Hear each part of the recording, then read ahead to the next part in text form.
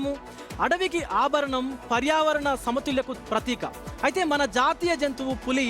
నేడు అంతర్జాతీయ పులుల దినోత్సవం. అంతరించిపోతున్నటువంటి ఈ వన్యప్రాణి ఆస్తిని కాపాడుకోవడమే ఈ రోజుకు ఉన్నటువంటి ప్రత్యేకత. వరల్డ్ టైగర్స్ డే అనగానే ఒకంత ఆనందం కలుగుతుంది. ఎందుకంటే పులుల సంఖ్య పెరగాలని, అంతరించిపోయేటువంటి జంతువుల జాబితా నుంచి వాటి పేరును తొలగించే రోజు రావాలని కూడా ఉంటుంది. అయితే అదృష్టం కొద్దీ మన దేశంలో పులుల సంఖ్య పెరుగుతోంది. ప్రపంచంలో ఉండే పులుల్లో మెజారిటీ భాగం ఆసియాలోనే నివసిస్తున్నాయి. ముఖ్యంగా దక్షిణాసియా దేశాలు భారత్, నేపాల్, భూటాన్తో పాటు రష్యా, చైనాల్లో పులుల సంఖ్య గణనీయంగా పెరిగింది. ఒకప్పుడు 3200కు పడిపోయి తాజా లెక్కల ప్రకారం చూస్తే 5500కు పైగా పెరిగింది.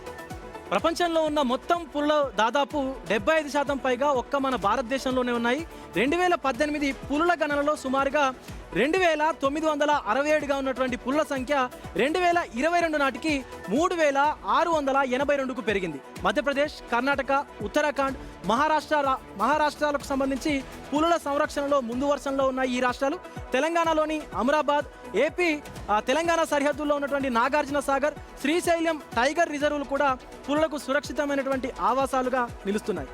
అడవి బాగుంటూనే పులి బాగుంటుంది, పులి ఉంటేనే అడవి బాగుంటుంది. పర్యావరణ వ్యవస్థ నిలబడాలంటే పులులను కాపాడుకోవడం మనందరి బాధ్యత.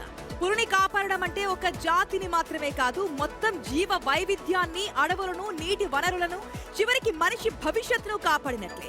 అందుకే వేటను అరికడదాం, అడవులను రక్షిద్దాం, మన జాతీయ సంపదను భవిష్యత్ తరాలకు అందిద్దాం.